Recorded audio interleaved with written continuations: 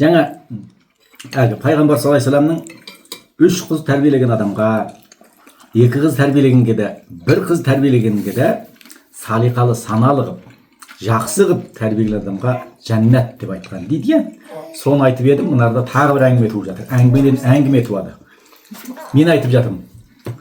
Мысалы ата-ана, мен ата-ана, я. Сендерді тәрбиелеп өсіріп жатырмыз. Бала еміне, кішкентай бала жатыр.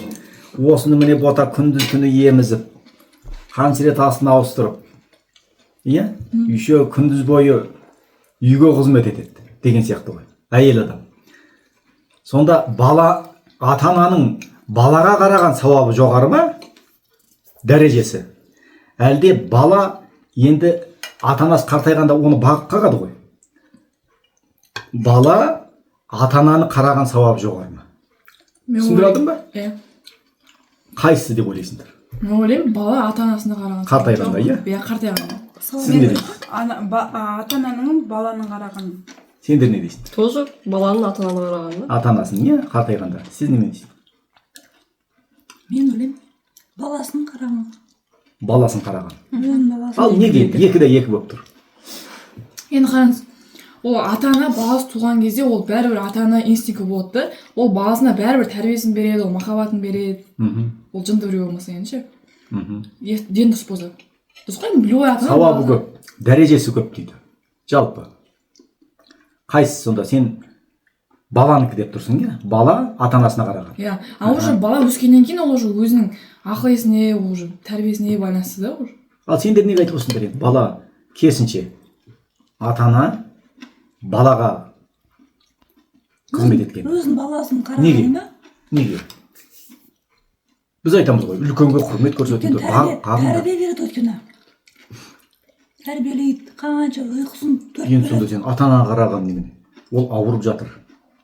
Қанша жыл, 10 жыл, 20 жыл қарап қарайтын бала бар, отырған. қарамайтын бала бар. Иә, қарайтын бар, қарамайтын бар. Айтоқындық дұрыс болмаса ма?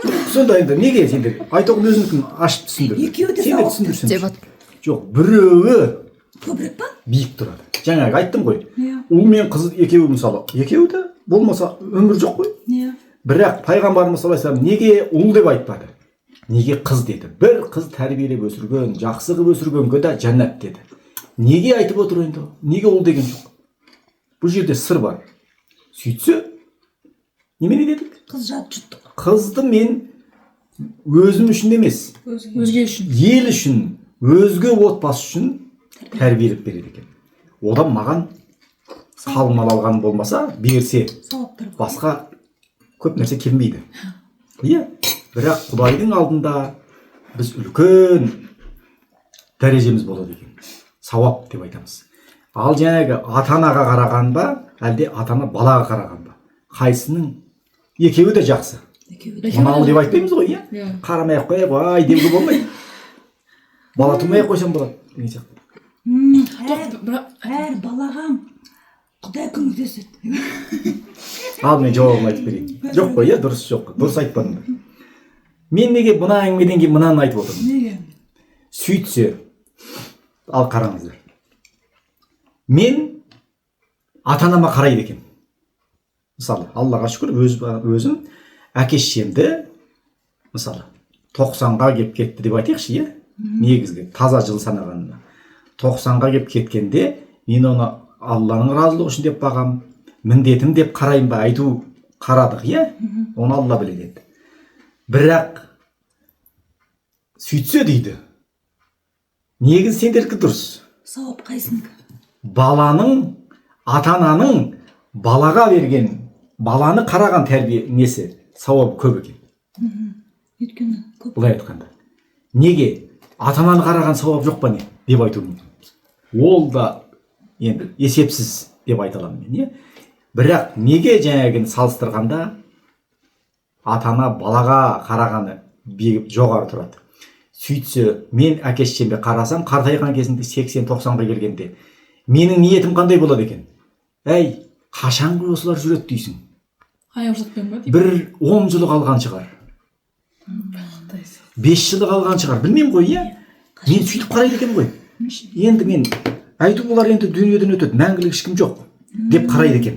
бір күні кетіп қалады, айту шыдайын деген болады екен да, былай айтқанда. Көрдіңдер ме? Шыбын жасайды. Ал мен балаға мысалы сен күндіз түні тұрып жатсың, солай ма? Ал ауырса қарайсың, түнде ұйқы жоқ, күндізде ұйқы жоқ деген сияқты. Сөйтсе ата-ана балаға қарағанда ол жаңағы сияқты шыдай тұрайын, бүйтейін демейді екен. Оған бүкіл ынтасын, бүкіл жақсылығын өзінің санасы жеткенше қарайды екен. Санасы жеткенше тәрбиесін береді екен. Иә? Неге? Жаңағы анау алдындағы әңгіме сияқты, қыз бен ұл сияқты. Ертең бұл азамат болады. Елдің тұтқасын ұстайды. Қыз болса жаңағы сияқты. Ертең бұл басқа бір отау құрады. Біреудің отбасына барады. Ол отбасында маған кір келтірмесін. Керемет бір отбасы болсын, өссін, өнсін деп қарайды екен. Көрдіңдер ме? Болашақпен салыстырғанда былай екен. Әлемге береді екен де. Мына жеміс сияқты. Өсіп, өнеді ғой, иә? Содан кейін адамдарға береді. Аралар да солай міне. Мына балды тұмсығымен жинады, былай айтқанда, иә? Өзім балаларым десін. Кім үшін? Балам үшін деп жатыр, бірақ оны адам қолданып жатыр. Былай айтқанда, иә? Ал адам, жаңағы, балама қарағанда, оны мен неге тәрбиелеп, оған неге мен 1000 рет сұрақ қойсам, 1000 рет жауап беремін. Неге? Оның сауабы жоғары. Өйткені ол болашаққа, елге, жерге, әлемге беріп жатыр екен да. Тәрбиелеп беріп жатыр екен. Ал мен ата-анама қарағанда ол керемет. Аллаға шүкір, иә? Оны бөліп жаруға болмайды. Бірақ салыстырмалы түрде қарасақ, ата-анама қарасам, 90-ға келсе мен ойлаймын ғой. Енді 100-ге келсе шүкір. Сонда қарасаң ар жағында 10 жыл қалды ғой. Енді 10 жыл шыдап берейін мен. Атыма кір келтірмей деген ниет болуы мүмкін. Немесе былай ғой, ертең мен алдыма келеді деген сияқты. Иә, жаңа сол сияқты. Әке-шешеңе не көрсетсең, алдыңа сол келеді деп қорқып қарауы мүмкін. Қорқасың, иә. Сонда екеуінің жаңағы сауап жағынан, әлемге беру жағынан қарасаң, Қорқыныш бар мына жерде. иә, мына жерде кімнен қорқасың сен? Балаңды қазір қарамай-ақ қой, сүт те бермей-ақ қой, емізбей-ақ қой, астын да ауыстырмай-ақ қой, сүйіп жата берсін. Немене болсын? Дегенде қарасаң, мысалы, неге сен оны баптап қарайсың? Тұлпарды қарағандай.